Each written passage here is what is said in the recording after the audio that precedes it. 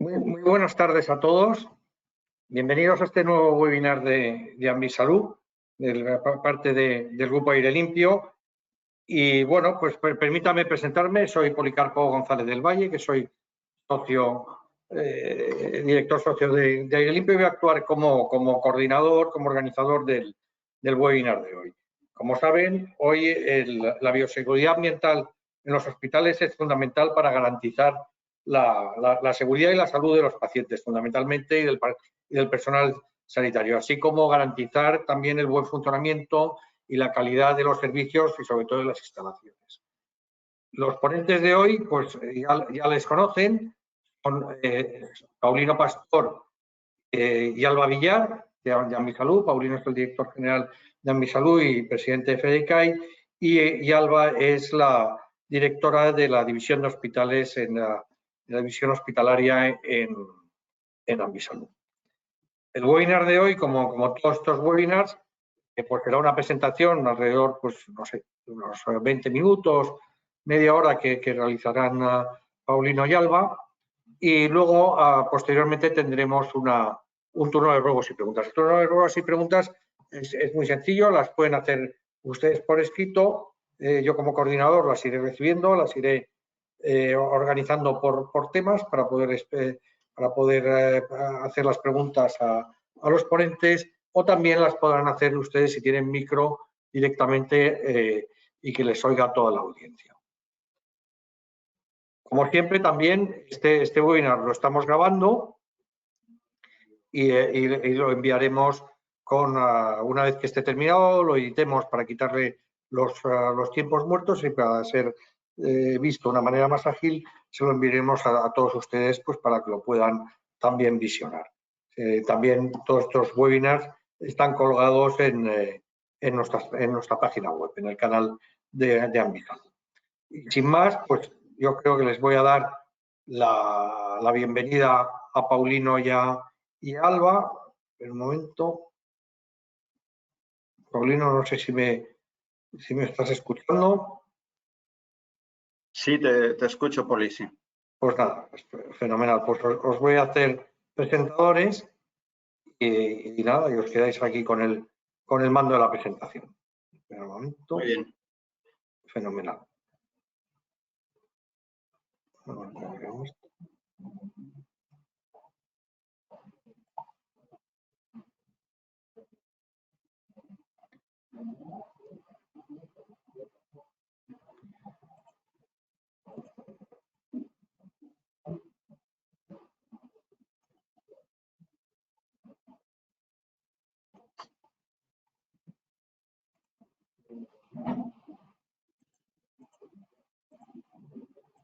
No veo el... Aquí está. Lo lograré.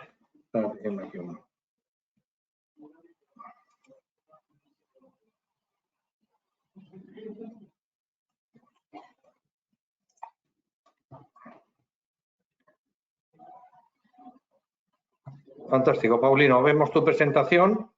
Vale. Y te escuchamos. Yo me silencio. Vale, muy bien. Pues nada, buenas tardes. Muchas gracias por asistir a este webinar. Ya me ha presentado Poli, pero bueno, aparte de mi función como director de Ambisalud y presidente de FEDECAI y demás, bueno, puntualizar que también colaboro en la coordinación de algunas de las normas a las que vamos a hacer referencias dentro del grupo CT100 de climatización de UNE y el 171, que son los dos que básicamente hacen la mayoría de las normas. Bueno, vamos a hablar de climatización en entornos hospitalarios. Quizá este tipo de entornos son uno de los retos más complejos que puede tener un ingeniero de climatización, porque en una misma instalación hay diferentes tipos de usuarios, diferentes tipos de personas a las que les tenemos que dar tratamiento, les tenemos que dar una calidad del aire específica para sus condiciones. Tendremos enfermos, tendremos trabajadores, personal tanto sanitario como trabajadores de otro tipo, pero también tenemos visitantes, Entonces, muchas de estas personas pueden ser focos generadores de contaminación y otros pueden ser personas a proteger por un estado de inmunosuficiencia o algo de este tipo.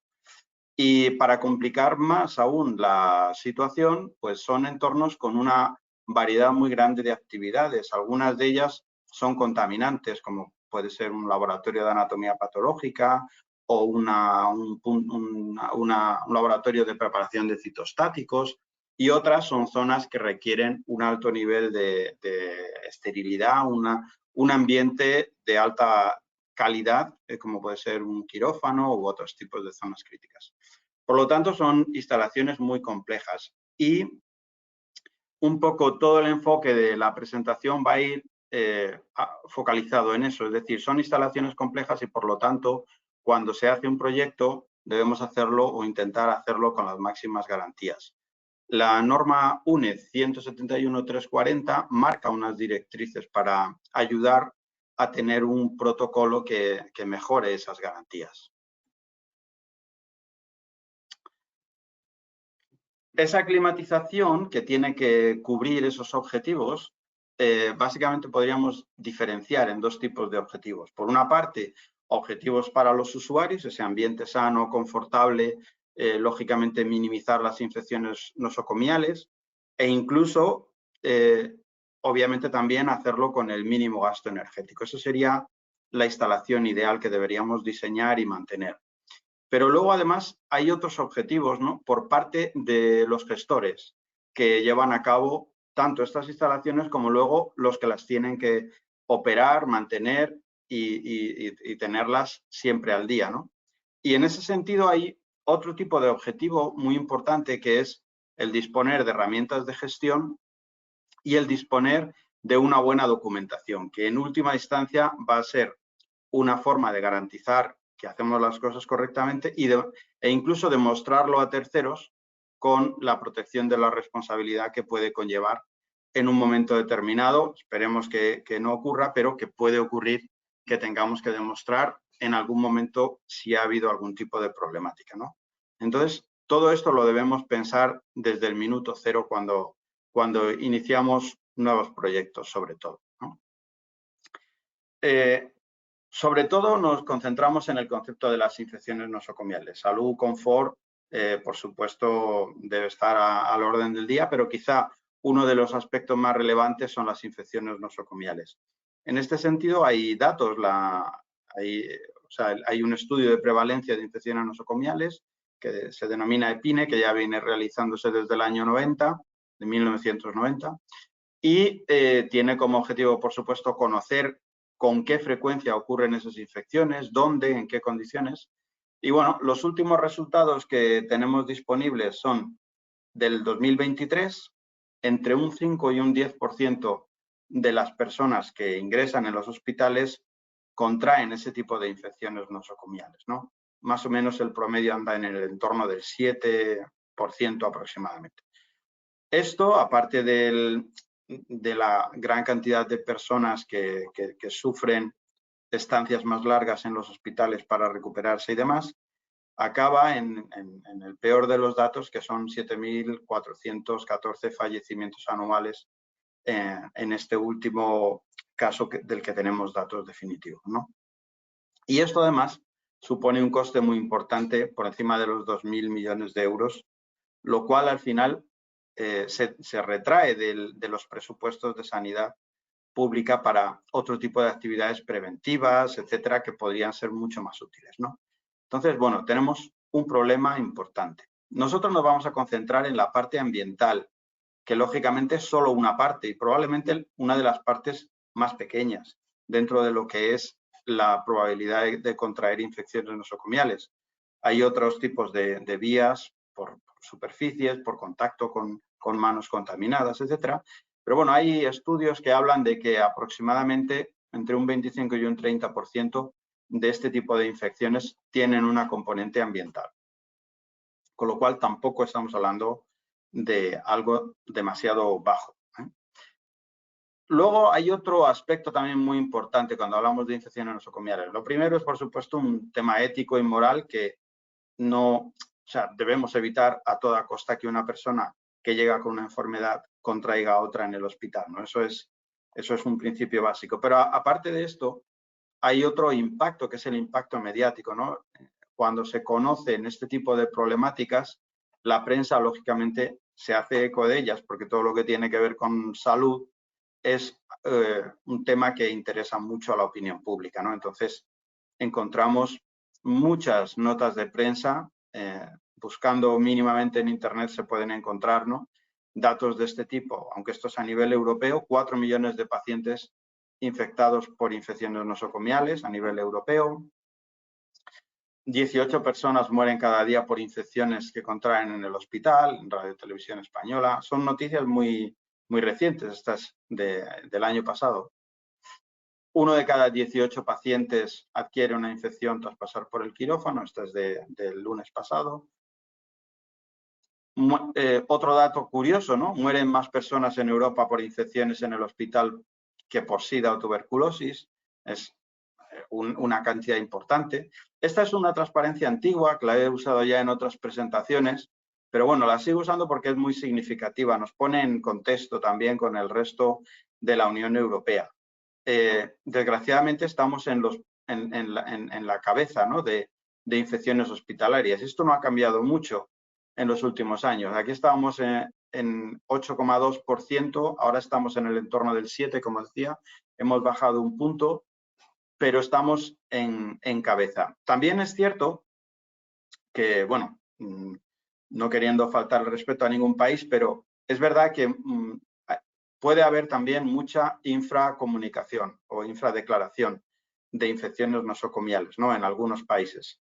Es cierto que en España se declara con bastante intensidad, ¿no? Entonces, eso también afecta. Quiere decir que puede haber muchos de estos países que tengan infecciones nosocomiales ocultas o no contabilizadas. Pero bueno, en cualquier caso, la foto no nos deja en muy buen lugar y eso nos indica también que tenemos margen de mejora. Y si observamos, la mayoría de las infecciones se producen en el ámbito quirúrgico o son neumonías. Las neumonías pueden ser por intubamientos, pero también pueden tener una componente ambiental, lógicamente, y las quirúrgicas también. Ya no solamente por lo que hay en el ambiente, sino por la deposición de partículas que puede contaminar el instrumental quirúrgico. Entonces, hay que tenerlo en cuenta que no solamente es ambiente, sino también hay una vía ambiente-deposición que puede convertirse en una vía de superficie, pero que tiene un origen ambiental. Hay un estudio interesante de un grupo italiano que vemos aquí. Ellos han hecho una relación entre la contaminación microbiológica y los sistemas de climatización, ¿no? Y sobre todo el estudio está enfocado a poner de manifiesto el grado de mantenimiento higiénico de los sistemas de climatización-ventilación y el impacto que eso tiene en la mala o buena calidad del aire en los entornos hospitalarios, ¿no? Y bueno, ellos hacían una relación de aspectos clave, como es el diseño, los materiales o el reacondicionamiento, o sea, las mejoras en los sistemas, y hacían un poco todo el camino del aire desde la parte de aspiración de aire exterior, ventilación, una parte de recirculación, distribución, filtración y luego difusión, aerosolización. En todas las etapas tenemos una serie de aspectos que contemplar y que no siempre se mantienen al máximo nivel, ¿no? Incluso en diseño a veces problemas de accesibilidad para el mantenimiento, tanto mantenimiento general como higiénico, o aspectos ya más de la actividad interior, ¿no?, como gestiones de desechos, etcétera, y lo que comentaba de la deposición de polvo que puede llegar a contaminar determinados materiales, ¿no? Bueno, os dejo aquí la referencia, es un documento muy interesante que os recomiendo que le echéis un vistazo si el tema os interesa. Ellos también, en este mismo documento, desarrollan una matriz de riesgo que relaciona muchas de las áreas hospitalarias con la problemática de falta de mantenimiento o falta de gestión correcta de los sistemas de ventilación y la criticidad de ese hecho, ¿no? Entonces, obviamente, en quirófanos o UCIs, pues el tener un mantenimiento no exhaustivo, lógicamente induce a un riesgo máximo, ¿no? Y a partir de ahí, pues hay toda una serie de posibilidades intermedias, ¿no? Bueno, es muy gráfica, os lo dejo también como comentario y está bien desarrollada y bien explicada en el artículo al que hacía referencia anteriormente, que es gratuito, se puede descargar directamente de internet, ¿no? Bueno, frente a toda esta problemática que acabamos de expresar, ¿qué podemos hacer? Bueno, yo me voy a enfocar en dos grandes aspectos. Por una parte, qué hacer con los nuevos proyectos, sean proyectos totalmente nuevos o sean proyectos de reacondicionamiento o algunos que estamos ahora abordando de cambio de uso de instalaciones, de laboratorio puede pasar a otro tipo de sala, a una radioterapia o cualquier cosa, o viceversa. Entonces, en todos estos proyectos, sobre todo en aquellos que tengan una cierta magnitud, deberíamos plantear un proceso de commissioning, validación, cualificación que fuera a la misma vez que la propia ejecución. Es un poco lo que vamos a desarrollar. Y luego, como sabéis, la mayoría de las obras de construcción van a generar, en función del tamaño y de la intensidad, van a generar contaminación ambiental y también es muy importante que tengamos un control de esas obras. Entonces, son dos aspectos que pueden ir paralelos.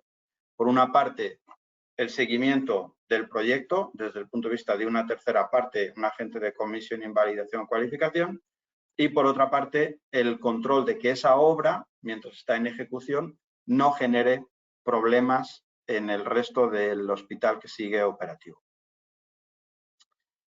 Bueno, un nuevo proyecto va a tener estas etapas. Tendremos que primero definir por escrito muy bien lo que se necesita. Este acrónimo que ponemos aquí, URS, significa User Requirement Specification, es la terminología típica para los procesos de validación, cualificación. Y bueno, luego profundizaré en ese concepto, pero muchas veces empezamos explicando esto de alguna forma, incluso a veces verbal, y a partir de ahí llegamos al proyecto. El proyectista toma notas, pero no creamos un documento URS formal, como debería hacerse si queremos hacer las cosas conforme a norma y de la mejor manera posible, ¿no? Es muy importante que estas URS se conviertan en un documento formal por escrito que declare muy bien, que describa muy bien lo que se necesita, qué uso se le va a dar a esa instalación y qué requerimientos hay de todo tipo, requerimientos de ventilación, requerimientos de control de presión, etcétera.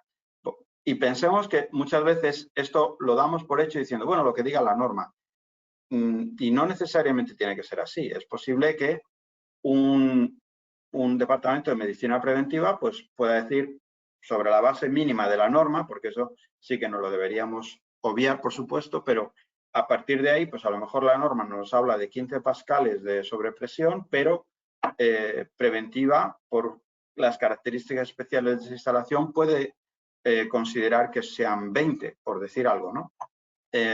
Bueno, pues eso lo tenemos que dejar por escrito y tendrá su justificación. Y a partir de ahí, la ingeniería ya puede hacer el proyecto.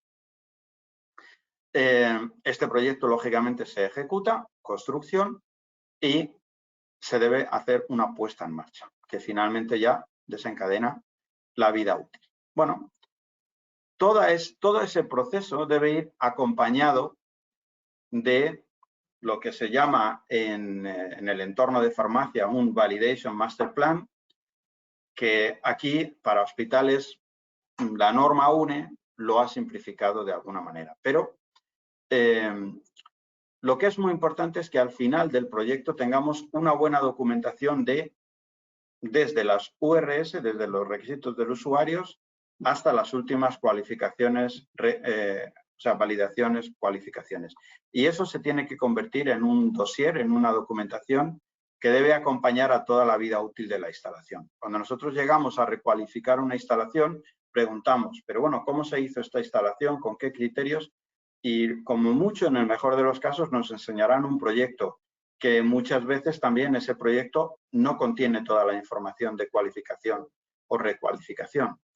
Y esto, cuando se hace un Validation Master Plan correcto, sí que lo tenemos, ¿no? Y recuerdo lo que decía al principio de los objetivos, la buena documentación es protección de la responsabilidad, no nos olvidemos de eso. Entonces, sobre el proceso que antes se explicaba, tendremos todo un conjunto de documentos desde el diseño de detalle, que habrá de ser verificado para confirmar que cumple, ya ni siquiera voy a decir tanto la normativa, que por supuesto también, sino que el diseño cumple las URS, que como digo pueden ser normativa o incluso algún requisito específico que puede ser incluso superior, ¿no? Entonces, tendremos que hacer este Design Qualification, la verificación del diseño. Luego, esta instalación se tiene que ejecutar y habrá que acompañarlo de una verificación de la instalación, una puesta en marcha y finalmente, cuando todo está correcto, a lo mejor la instaladora ha hecho sus propias pruebas internas y demás, una tercera parte llega y hace esa última cualificación. Y a partir de ahí le damos el OK, la instalación puede empezar a funcionar. Tendrá que tener sus procedimientos de operación y mantenimiento también descritos y bien documentados. Y todo este proceso es el que llamamos validación. Quiere decir que hemos pensado y escrito muy bien lo que necesitamos y al final hemos conseguido, sin fallos en las interfaces de cada etapa, porque además estas diferentes etapas muchas veces las hacen diferentes organizaciones, pero hemos tenido un acompañamiento de una tercera parte determinada, hemos conseguido una instalación que nos permite funcionar correctamente, ¿vale? Como decía, entonces, el Validation Master Plan va a estar constituido por el documento formal escrito de requisitos del usuario y luego todos los diferentes documentos que nos van cualificando las diferentes etapas del proceso. Cualificación del diseño, de la instalación, de la operación, de funcionamiento, las prestaciones y luego, incluso si tenemos un documento de mantenimiento, pues también se puede cualificar y los equipamientos, pues qué sé yo, si es un laboratorio que tiene un autoclave, se puede cualificar también. Y finalmente entramos ya en un proceso de revisiones anuales. La validación como concepto, por ejemplo, en la Food and Drug Administration, la FDA norteamericana, la describe así y refleja bastante bien el concepto al que nos estamos refiriendo, ¿no? Dice, establece una evidencia documentada que provee un alto grado de seguridad de que un proceso producirá de forma consistente un resultado ajustado a unas especificaciones. Es decir, las URS se cumplen, ¿de acuerdo? Y unos atributos de calidad previamente determinados. En farmacia y este otro tipo de entornos donde aplican las GMPs, esto es imprescindible si luego queremos una aprobación por parte de la FDA o del Ministerio de Sanidad en nuestro caso. Vale. El concepto de requisitos de usuarios es muy importante y vuelvo a hacer hincapié en que es muy necesario que lo tengamos como documento escrito que describa muy bien todos los ítems que tenemos que conseguir, porque lógicamente si no tenemos eso por escrito, no sabemos muy bien a dónde tenemos que llegar, va a ser muy difícil que lleguemos, ¿no? Entonces, insisto en la importancia de tener este documento bien hecho y de hecho es que hay incluso unos criterios muy claros en este ámbito, ¿no? Hasta te dicen el tamaño de los párrafos, que no deben ser repetitivos, que, en fin, te hablan incluso de la sintaxis, de cómo diseñar el URS, ¿no? Entonces, ahí podemos ayudar, ¿no? Porque al final ese documento nos va a asegurar, primero, el cumplimiento reglamentario, segundo, va a ser una guía para que va a ayudar al diseñador, al ingeniero a hacer el proyecto acorde a lo necesario. Incluso si estamos en la fase previa, que todavía no hemos decidido qué ingeniería nos va a hacer el proyecto, cuando tenemos ese documento por escrito va a ayudar a que las diferentes propuestas que nos ofrezcan sean homogéneas, ¿no?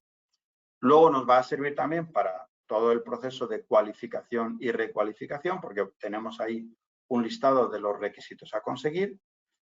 Y, bueno, de cara a futuro, pues es un histórico, una base documental histórica de nuestra instalación. Bueno, como decía entonces, por una parte, hacer un buen seguimiento y una buena documentación de los proyectos, en eso podemos ayudar. Y la segunda parte, en el proceso de ejecución, ya hemos dicho que puede haber un impacto negativo sobre el hospital en marcha, ¿no? De hecho, hay casos, y hay casos documentados, hay jurisprudencia de obras que se han paralizado porque ha habido algún tipo de infección y una demanda asociada, ¿no? Entonces, ahí se puede crear un problema muy grave al paralizar unas obras, ¿no? Si pensamos en cómo proteger las áreas que siguen en funcionamiento frente a los focos emisores, que serían las obras en construcción, es verdad que, bueno, las obras se van a generar contaminación y esta va a poder transmitirse hasta las áreas protegidas a través del aire, por partículas suspendidas, pero también personas que se hayan contaminado en la obra o materiales que se hayan contaminado. Si todo esto no lo controlamos, efectivamente podemos llegar a contaminar las áreas protegidas. Es verdad que en el foco emisor, donde está la obra, que es un entorno grande y difícil de controlar, va a ser muy difícil implantar medidas efectivas, pero es verdad que serían las más efectivas. Si impidiésemos que hubiese una transmisión incluso aérea de la contaminación, sería lo más efectivo, pero también es lo más dificultoso. Y a medida que nos acercamos a las áreas a proteger, las medidas van a ser menos efectivas, pero van a ser más fáciles de aplicar, ¿no? Poner una mascarilla a una persona es muy fácil, pero también la efectividad puede ser mucho menor porque ya está todo el entorno contaminado y esa persona pues en cualquier momento se quita la mascarilla porque le molesta o lo que sea, ¿no? Entonces, hay que tener en consideración estas circunstancias, ¿no? Pero bueno, es verdad que desde el foco generador hasta las áreas a proteger, aquí vemos un ejemplo de una obra en concreto que no sé si se ve muy bien, pero aquí hay una puerta de un quirófano abierta, esto es un pasillo de sucio, y estas ventanas cuya estanquidad pues es bastante pobre, pues desde la obra que estaba en la calle hubo una contaminación hasta que entró al interior de los quirófanos, ¿no? Un caso concreto. Y como decía al principio, muchas veces pensamos en el ámbito hospitalario, muchas veces nos concentramos en lavar las manos, este tipo de medidas, material instrumental quirúrgico desinfectado, que por supuesto es lo primero y la clave y fundamental. Eso por supuesto que es lo primero que tenemos que hacer, pero no despreciemos el impacto de contaminación aérea que puede acabar depositándose, contaminando materiales, contaminando las personas. Hay estudios muy interesantes de personal con ropa quirúrgica que sale a la cafetería a tomar el café y que les han hecho placas de contacto en la ropa y se demuestra cómo introducen aspergillus y otros tipos de hongos del ambiente por una mala praxis, ¿no? Entonces, esto no lo olvidemos porque es un aspecto muy importante de la asepsia ambiental. Aquí pongo, no voy a entrar en detalle, ¿no? Simplemente para que entendáis que hay muchísimos casos documentados, todos estos están documentados por estudios muy bien desarrollados y hay 1000 posibilidades de problemas asociados a construcción, problemas asociados a reparación, pues qué sé yo, una fuga de agua de falso techo, unidades de climatización contaminadas por una obra cercana. Son datos de estudios con pelos y señales que lo explican y hay multitud de casos asociados a este tipo de problemáticas, ¿no? Entonces, frente a eso, ¿qué hacer? Bueno, hay un método que nosotros preconizamos y podemos ayudar a implantar, que bueno, Quizá lo ideal sería que se convirtiera en un protocolo existente para el hospital y que se llevase a cabo siempre para todo tipo de obra, pequeña, mediana o grande. Quizá en las pequeñas no tiene mucho sentido la participación de una entidad externa, pero en las grandes sí que puede ser interesante contar con un apoyo de consultoría externa, ¿no? ¿Cómo lo hacemos? Bueno, y este es un documento ya también que tiene una cierta antigüedad, pero bueno, que sigue siendo muy relevante. Lo primero es clasificar la tipología de la obra en función de lo invasiva o lo agresiva que sea. Desde actividades de tipo A mínimamente invasivas hasta actividades de tipo D, de obras de varios días que generan con demoliciones, etcétera, que pueden generar grandes niveles de polvo. El segundo aspecto que tenemos que considerar es, bueno, esa obra que será más o menos agresiva, ¿dónde se hace? Bueno, pues podemos clasificar en varios grupos las zonas, ¿eh? Todo lo que sean oficinas, áreas públicas, etcétera, pues lógicamente riesgo muy bajo, y todo lo que sean UCIs, quirófanos, áreas críticas, riesgo muy alto. Con esto hacemos una matriz, actividad constructiva de tipo ABCD y grupo de riesgo 1, 2, 3, 4, y tenemos una clasificación de obra. Y a esa clasificación de obra le corresponden un tipo de acciones, ¿no? Desde lo más básico, que es delimitar la obra, o a limpiar y retirar elementos, acciones muy, muy básicas, tener algún tipo de protección mínima, pues si estamos trabajando en falsos techos y demás. Tener algún tipo de contención también que no tiene que ser excesiva, ¿eh? A unas actividades de clase 3, donde ya sí que tenemos que probablemente mantener el área de trabajo en depresión, todo lo que sea transporte de materiales en recipientes herméticos, etc. Incluso a lo mejor purificación del aire de la zona de trabajo, sellar los sistemas de climatización para evitar contaminación, y actividades ya de nivel 4, pues con sistemas de control continuo de presión, instalar una antesala de zona de trabajo, etcétera, etcétera, ¿no? En definitiva, se trata de ajustar un conjunto de medidas al tipo de clase de obra que estamos haciendo, y esto pues lo podemos implantar con un flujograma de este tipo.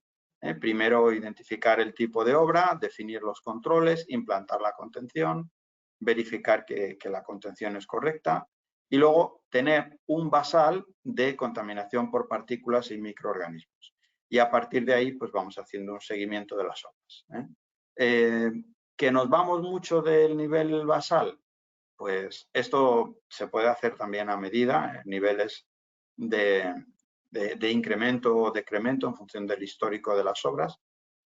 Y aquí pues podremos aplicar algún tipo de acción de respuesta de mejora de la contención, incremento de la depresión o lo que fuera necesario, ¿no? Este sería un poco el enfoque del plan de control, ¿vale? Bueno, por mi parte nada más, y dejo a Alba, que os va a contar diferentes actividades en las que podemos colaborar.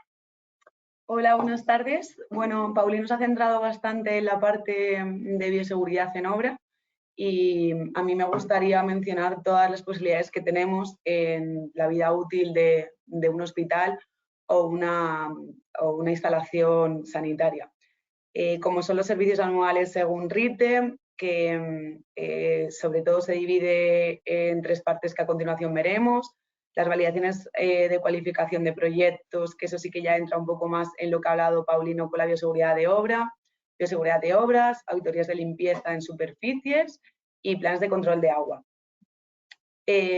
Como ya sabemos, es obligatorio la revisión de calidad de aire anual en los centros hospitalarios y nos centramos en 3 normas. La 161.330, que es la parte de zonas convencionales dentro de un hospital, la 171.340, que se centra en áreas críticas, y la 100.012, que nos describe la metodología de la inspección de conductos y UTAs asociados a todas estas áreas del ambiente hospitalario.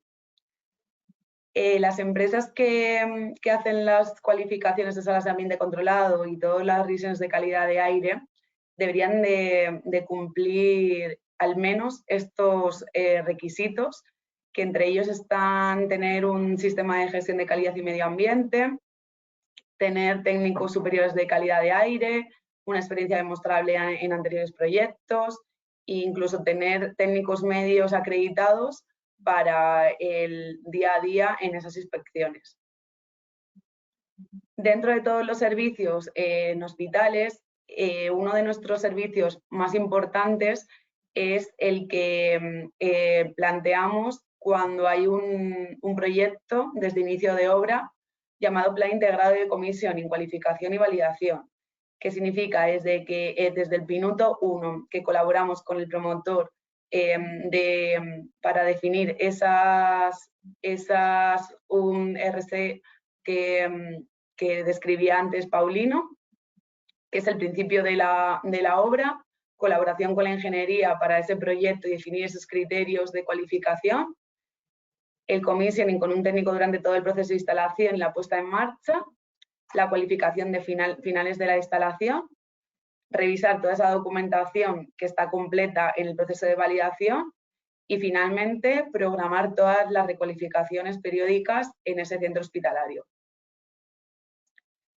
La bioseguridad en obra, bueno, no me voy a entretener demasiado porque Paulino os ha hablado muy bien de todo el proceso de la bioseguridad en obra, desde el estudio inicial, con la colaboración del diseño con las medidas de protección, medidas periódicas y finalmente realizar una documentación que justifica toda esa bioseguridad de obra para que en un futuro pueda ser demostrable toda la trazabilidad de una buena praxis en esa obra. También realizamos un servicio que es bastante interesante con auditorías de limpieza. Como podéis ver, aquí aplicamos varias metodologías, que es desde una toma de muestras en superficies hasta marcar zonas con unos sistemas que con luz ultravioleta podemos comprobar si esa zona se ha limpiado, hasta unas revisiones con Torunda y ATP para comprobar que los microorganismos han desaparecido. Estos métodos se suele hacer previo a la limpieza y post limpieza para saber y comprobar que el servicio de limpieza está trabajando como es debido y como el cliente ha marcado esos hábitos. Dentro de todos los servicios de Ambisalud tenemos toda la parte de aire, pero tenemos una parte muy importante desde todas las actualizaciones de agua, que son todos los programas de control de Legionela y control de agua, desde los planes de prevención y control de Legionela, plan sanitario de Legionela, y dentro de todos los planes de agua, diseño documental, diseño de plan de muestra y control, plan de limpieza y desinfección periódica, la toma de muestras y la verificación de los planes que ya han realizado.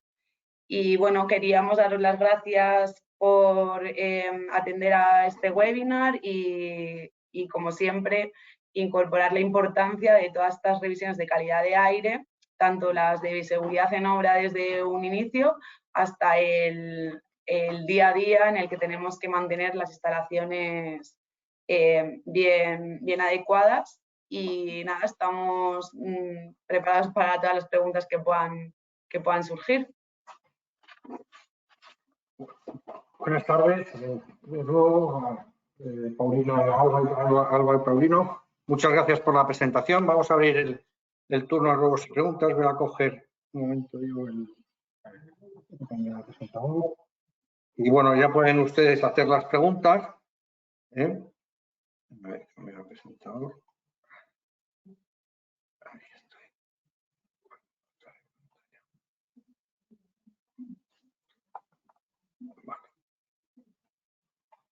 Vale. Pues bueno, parece que no hay.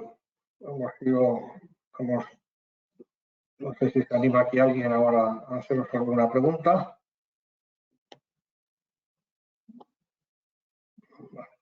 Bueno, yo creo que para abrir un poco, pues yo tengo alguna y es una. Mira, hay aquí una primera pregunta. Vamos a ver, nos lo hace nuestra compañera Patricia Cobos. Si es obligatorio la cualificación de una sala de ambiente controlado nueva. Sí, claro, sí. Las instalaciones se tienen que cualificar en el momento de puesta en marcha y luego periódicamente durante la vida útil, al menos anualmente. O sea, específicamente la cualificación en puesta en marcha realmente no está descrita en el Real Decreto. Pero bueno, como hay que hacerla, hay que hacerlas anualmente, lo que tiene más sentido es que cuando acabas tu obra, que hagas la cualificación que ya te valga para ese primer año. Es el momento más lógico de hacerla.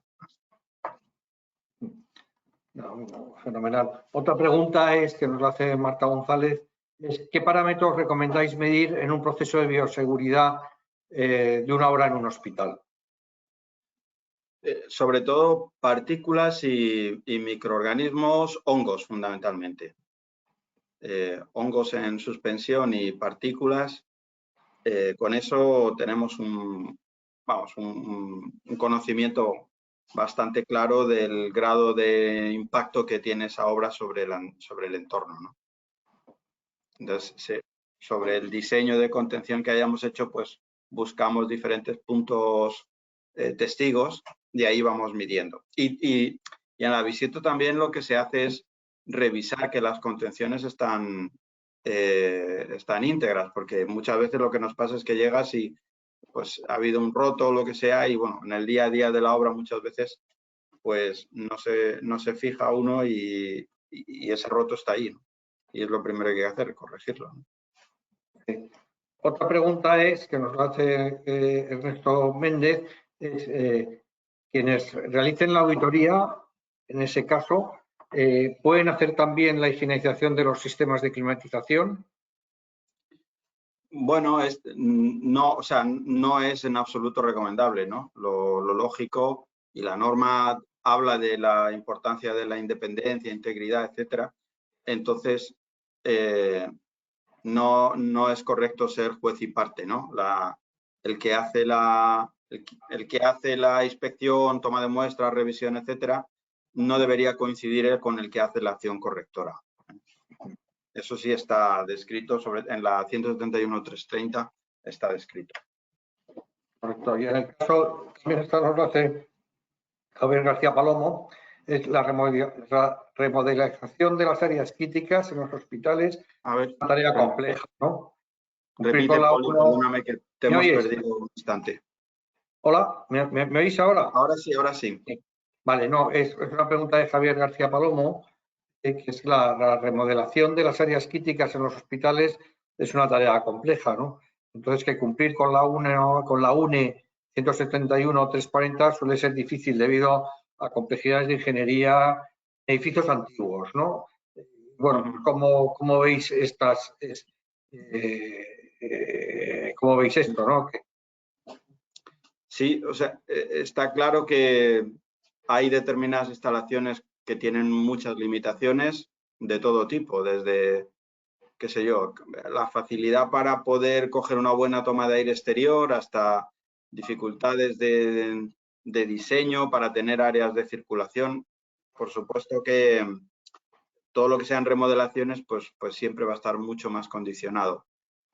Pero siempre en la medida de lo posible, el cumplimiento o lo que nosotros planteamos aquí es sobre todo el prestar atención a ese seguimiento y a la documentación del seguimiento y a la documentación de todo lo que se hace, documentación y justificación de lo que se hace, ¿no? Eso en mayor o menor medida y ajustándonos más o menos a los requisitos mínimos normativos, algo siempre se puede hacer. Y es un poco lo que nosotros preconizamos aquí, ¿no? Que haya una buena documentación, que participe una tercera parte, porque aquí estamos hablando de temas que afectan a la salud de las personas, incluso a veces con posibles fallecimientos. Entonces, todo cuidado que apliquemos, pues es poco, ¿no? Tenemos que ser muy rigurosos. Sí. Otra pregunta es de José Luis Sánchez. Buenas tardes, gracias por las presentaciones. Bueno, José Luis, quisiera saber si podéis recomendar algún tipo concreto de equipo para medir en partículas en hospitales, o qué tipo de tecnología de equipos. Sí, bueno, un contador de partículas de estos de tipo láser. Hay muchos en el mercado. Para el seguimiento de obra no hace falta que sea uno de alto nivel de sala limpia, porque al final estamos haciendo chequeos en entornos sucios, entre comillas, ¿no? Entonces, con uno de calidad promedio, pues puede ser suficiente. Hay marcas tipo TSI, Med1, en fin, hay muchas en el mercado.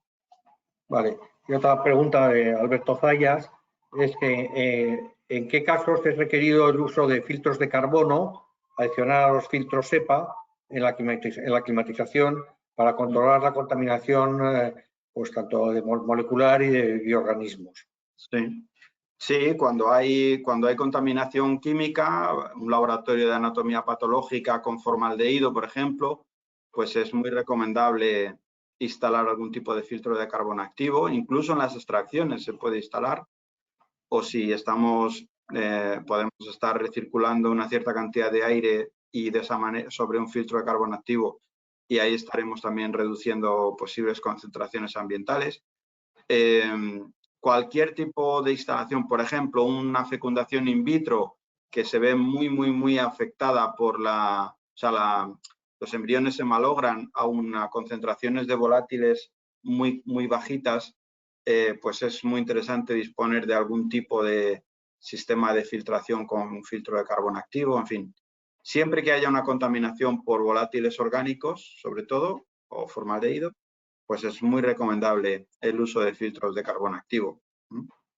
Entendiendo que hay que gestionarlos bien, que hay que aplicarles unos caudales también razonables. No vale a lo mejor un purificador doméstico para una instalación de laboratorio, obviamente, ¿no? Entonces, tenemos que escoger muy bien el equipo que implantemos ahí. Sí. Luego, Enrique Linares su pregunta es si es necesario limpiar preventivamente las condiciones de aire en los hospitales. Bueno, el RITE sí que nos dice que cualquier instalación se tiene que limpiar antes de su puesta en marcha, y nos habla incluso de la limpieza de los conductos antes de su puesta en marcha. Entonces, sí, se puede considerar que ese es un punto muy importante. Hay veces, tradicionalmente, que lo que se hacía era poner la máquina a tope y entendíamos que con el arrastre del aire aquello ya se limpiaba. Pero yo creo que técnicamente eso no se sostiene. Hay que hacer una limpieza en condiciones. Primero, lo ideal es que en la obra en el proceso de instalación ya se tengan en consideración y se implanten las trampillas de acceso, y luego que antes de su puesta en marcha se haga una limpieza de desinfección correcta, ¿no? Eso sería lo más seguro. Es un coste, pero es un coste que aporta seguridad. Tenemos otra pregunta de Javier García Palomo, que es, bueno, muchas áreas a remodelar presentan contaminación biológica, ¿no? Pues edificios enfermos, su desmantelamiento pues implica aislamiento de las mismas y tratamiento previo, ¿no? ¿Cómo realizarlo correctamente y sin riesgo para los operadores y con seguridad? Claro. Ahí, bueno, en determinadas circunstancias puede hasta incluso ser preciso hacer algún tipo de desinfección previa con peróxido o algo de este tipo. Hay que ver el caso concreto, qué usos se le ha dado a esa instalación. Recuerdo una instalación en la que inoculaban bacterias, inoculaban tuberculosis a determinados animales para pruebas y tal, que efectivamente cuando acabaron su trabajo e intentaron remodelar, pues tuvieron que hacer algún tipo de desinfección previa. Sí, es muy recomendable, ¿no? Alguna actividad de este tipo. Bueno, vamos a ir acabando, ya llevamos casi 50 minutos. bueno, pues darles a todos ustedes las gracias, a los ponentes, tanto a Alba como a Paulino. Pues bueno, recordarles que este webinar ha sido grabado y pues a lo largo de mañana o pasado pues lo editaremos para quitarles, como les dije, pues los posibles tiempos muertos y se lo enviaremos de nuevo y lo dejaremos también público en nuestro canal que están en la web. Y bueno, pues desde el Grupo Aire Limpio, darles a todos ustedes las gracias y muy buenas tardes. Hasta luego. Gracias. Adiós, muchas gracias. Adiós.